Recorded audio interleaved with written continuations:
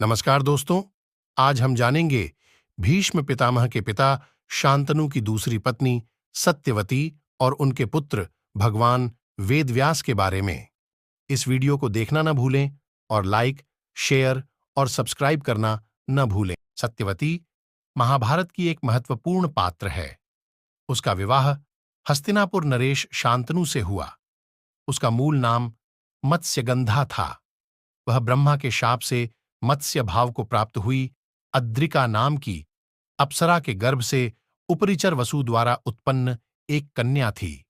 इसका ही नाम बाद में सत्यवती हुआ। मछली का पेट फाड़कर मल्लाहों ने एक बालक और एक कन्या को निकाला और राजा को सूचना दी।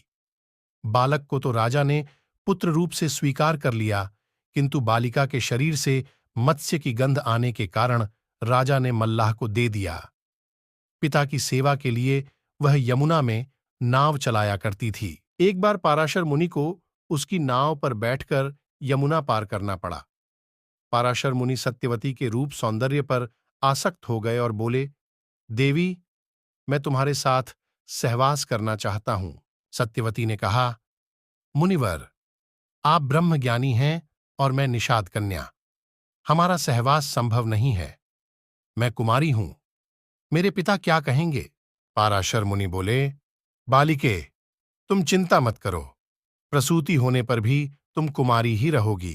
पाराशर ने फिर से मांग की तो सत्यवती बोली कि मेरे शरीर से मछली की दुर्गंध निकलती है। तब पाराशर मुनि ने उसे आशीर्वाद देते हुए कहा, तुम्हारे शरीर से जो मछली की गंध निकलती है वह सुगंध में परिवर्तित हो जाएगी। इतना कहकर उन्होंने अपने योग्य बल से चारों ओर घने कोहरे का जाल रच दिया ताकि कोई और उन्हें उस हाल में न देखे।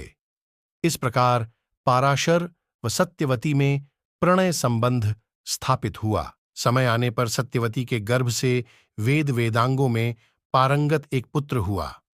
जन्म होते ही वह बालक बड़ा हो गया और अपनी माता से बोला, माता, तू जब कभी भी विपत्ति में मुझे स्मरण करेगी, मैं उपस्थित हो जाऊंगा। इतना कहकर वे तपस्या करने के लिए द्वैपायन द्वीप चले गए। द्वैपायन द्वीप में तपस्या करने तथा उनके शरीर का रंग काला होने के कारण उन्हें कृष्ण द्वैपायन कहा जाने लगा। आगे चलकर वेदों का भाष्य करने के कारण वे वेदव्यास के नाम से विख्यात हुए।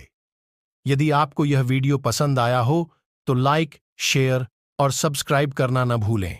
धन्यवाद।